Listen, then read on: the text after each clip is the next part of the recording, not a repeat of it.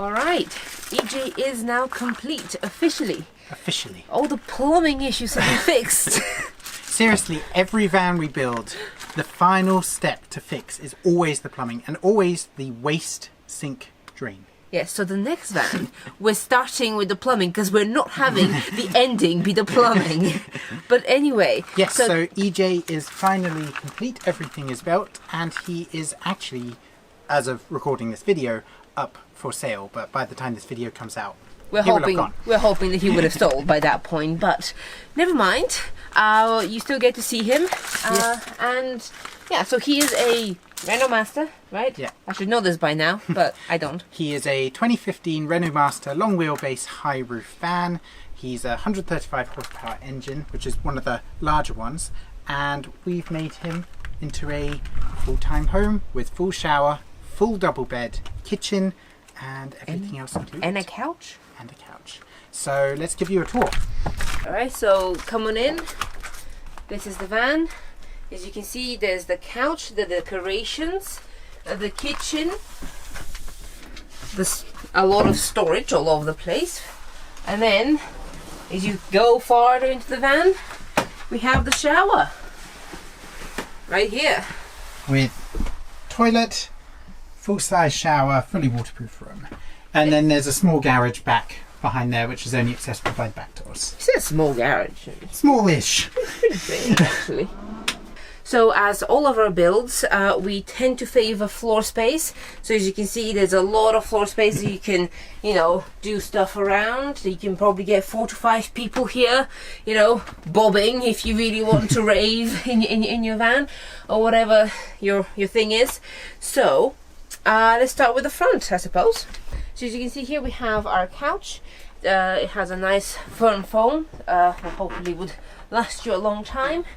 And this whole couch area is one of the main storage areas. It's probably bigger than the back garage, so you can either access it from right here, which is a nice entry hole, stuff your shoes quickly out the way type of space. And as you can see, this grey paint, that's actually garage floor paint, so it's waterproof, you can clean it.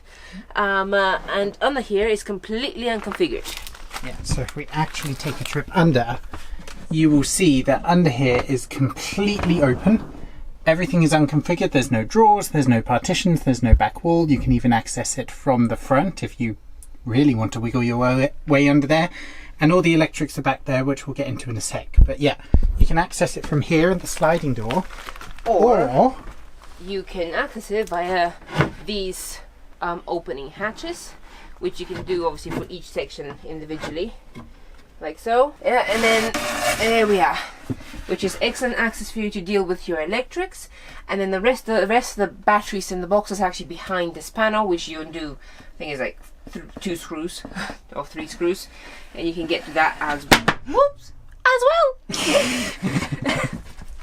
Yes, so that is garage number 1, and obviously you can see that there is access to AC power and access to DC power right here. So there's plugs and the little switch, which you might not be able to see the light coming on now. Just about. But there you go, there's a little entry light so you don't trip up and stumble on your way in. That kind of lights up your way into the van. So what we've got in this van is 200 amp hours of Rely-on lithium batteries. We've put a giant 570 watt solar panel on the roof. We've got a 40 amp DC to DC charger, so we can charge the back batteries whilst we're driving. There is a 50 amp AC charger as well with hookup at the front. So when you hook up to a campsite or anything, that basically automatically turns on that AC charger to charge your leisure batteries to full. And then we've got a 2000 watt Renogy inverter, which powers the AC charger down under the couch and under the kitchen as well. So pretty much you've got everything that you need to be off-grid, and you can pretty much in the summer power your entire house, including electric cooking and electrically heating your water, pretty much indefinitely. And in the winter you've got the Bobble Van's diesel heater hot water system to heat your hot water, and then you've got your AC alternator charger to charge your batteries at the back for all the other things. So you're pretty much set. And all of that stuff is stored down in this corner, so it doesn't compromise any of the storage under the couch or under here as well. So this is also just a nice open storage area that you can put like boxes for clothes or extra food storage or anything you want. So as we move from the couch towards the back of the van, here we've got our actual kitchen. So it's a pretty neat little kitchen. We've got a induction hob over on the side there. That's all controlled here through the inverter and the controls. Big enough for pretty much any size pan. We've got an over-the-counter sink with both cold and hot water when the hot water's working. And that just drains straight out. Then we've got a nice big counter space here to do pretty much all your chopping and things like that. And we've got some neat little shelves up above to store basic things like fruit, spices, all your usual kitchen stuff. And then below the kitchen, we've got a nice big drawer that opens all the way out. That can store your cutlery, plates, things like that. It can be easily configured. And then the bottom drawer, which is a pretty beefy drawer, houses the fridge. So this is a 50-litre 12-volt fridge freezer. It's top accessible, so that's there, and you can control whether it's a fridge or freezer directly on it. And then under there, which we'll get to later, but under there is the Lavender Pro diesel heater and Bobble Van's hot water system, which runs off the diesel heater as well for your hot water. And that all neatly just tucks away and is secure with these latches on the side. And then also we have behind this curtain just some more storage there. So you've got a couple of shelves and you've got another extension lead for anything AC power. So the plug and the hot water tank is permanently plugged in, but they're on on-off switches. So even if you turn the inverter on, you can turn those on and off independently, which is something that we looked for specifically for this van. Because if you have things permanently plugged in, but if they're always powered, every time you turn the inverter on, everything plugged in turns on, which isn't always what you want. So that's all hidden away by lightweight curtains rather than doors or drawers, just to save some weight. So that's the surface mounted area of the kitchen. And then we've got the pantry on the opposite side, which is basically a floor to ceiling shelf unit, again hidden by these nice green curtains. And you can either slide them out like that or unlatch them, but essentially they're just, again, unconfigured shelving units, so you can put your, you know, pantry things in here like flour, sugar, things like that, cans. You can even put plates, bowls, cooking equipment, anything like that. And here at the bottom is the biggest one of all, which is essentially using the wheel arch as a partial shelf. And then behind here you've also got the controls for the battery, so you can see how much battery you've got. You've got the hot water control, which controls all of your hot water, and your diesel heater controller as well. So that's all hidden behind there, nice and out the way, because no matter which controllers you get, they always look, they're never the same, so you have to make it neat by hiding it away. But anyway, that is the kitchen. Going back into the shower, right here, you have your switches for the light and the fan. So this is the bathroom. It is actually a fairly large bathroom for a camper van. If I recall, it's about 70 across. 70 across and 70, nearly about a meter. Nearly a meter that way. About a meter this way. And the entire thing is waterproof. So the idea is that you could theoretically shower without moving the toilet. I'm not sure they can fit the toilet to the door. So yeah, it's supposed to be a complete sort of wet room. It's been tanked and waterproofed like 3 times over. And as you can see, there's a shower head, which I would test. I just don't want to get myself soaking wet. So let me turn the water pump on. Oh yeah, there's a switch for the pump. It's important. There we are. Lovely. And is a trigger head, so you can stop it and go. Yeah. Now trigger heads are actually superb, especially in tiny places, because you don't want to pull the lever down here, the mixer, accidentally whilst you're on the toilet and get an impromptu shower. So we were very, very keen to find a trigger head, shower head that you can just completely stop, which was very, very important. Other than that, it's a basic bathroom. It has a new toilet, a Thetford porta potty, one of the bigger ones, the chemical toilets, and a fan with a light that also extracts. You have extra elbow space here with the back doors, which is what I really like about this bathroom as well. And then you have an extra shower curtain here if you want to protect obviously the back so that the water doesn't splash there, and obviously another waterproof curtain and privacy for the rest of it. So that's really the bathroom.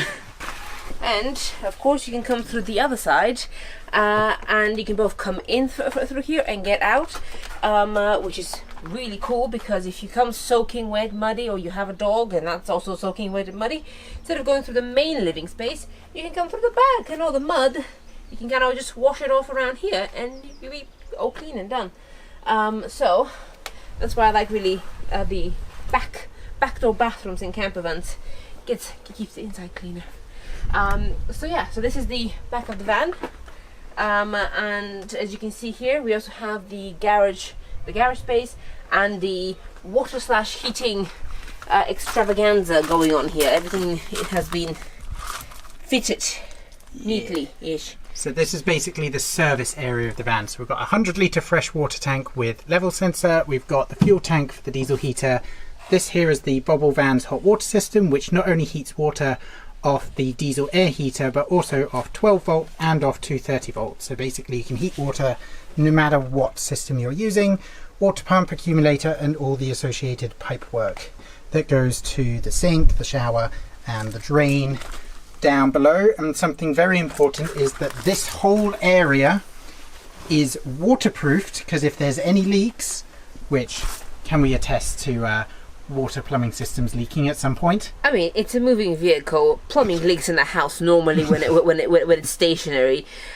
So yes, every single campervan system eventually is going to have a leak, or it could be just a small leak, or it could be anything. Like it could be a burst pipe, which is gonna spit everywhere, but that's rarer.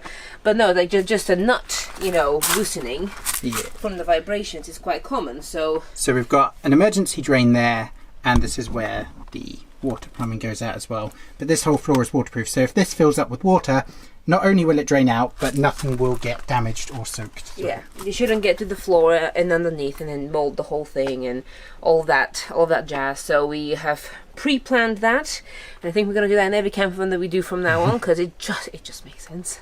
Plus the water tank's there. You're going to be filling water in and out. There's going to be droplets of water. Eventually, on an unprotected floor, that is going to build up, and that shouldn't happen here. So looking forward to that working. So where's the bed? Where is the bed? Where is the bed? Where is the bed? The most popular question on this channel. Come on then, let's find it. All right, where is the bed? Can we find it? Would you like to reveal the bed, Sam? Yes, there is a full-size double bed in this campervan, and it is located right here. Dun dun dun dun dun dun.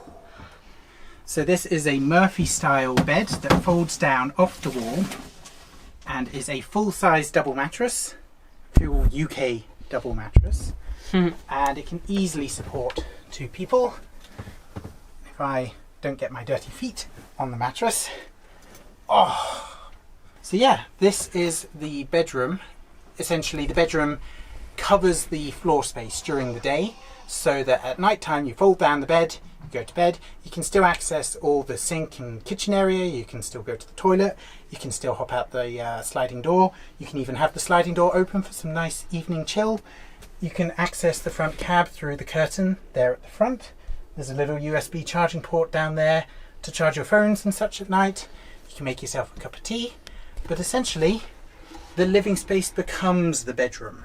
Yes, and you have this thin, but you have this corridor access right here between the bed and the kitchen. So you can shimmy your way here. So the idea is that you slide off the bed, right? You slide off the bed, you get up. You can, as Sam said, use the hob at the same time. You can access the storage, access the sink.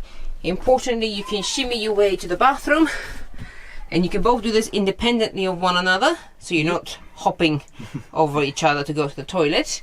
And as we were asked, a very important question, can you grab a beer Out the fridge. out the fridge? Whilst in bed. And the answer is yes. Just about. Just about. Get your hand in there, rummage for your cold beverage of choice, Yes. and put the drawer back.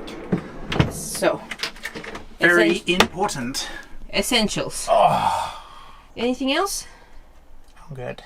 You're good. All right. We've done the electric, we've done the heating, we've done the plumbing. There's a kitchen, there's a bed, there's a bathroom, and a shit ton of storage. I hope you liked our van build. I certainly do. Okay, and he's too hungry to say bye, so bye-bye. Goodbye. Oh, well done. Just need to put the bed away quickly. Hold on. One finger. Just put the bed up. Show off. There we go. Oh, so much effort making the bed in the morning. So thank you so much for joining us for this tour. This was a passion project for us, and we love testing out new things. This was our first Murphy bed, and we've learned a lot. I will be using a different mechanism next time. it's a little hint, but we've learned a lot. So hope you liked it, and you got some inspiration, and let us know how your own van builds go.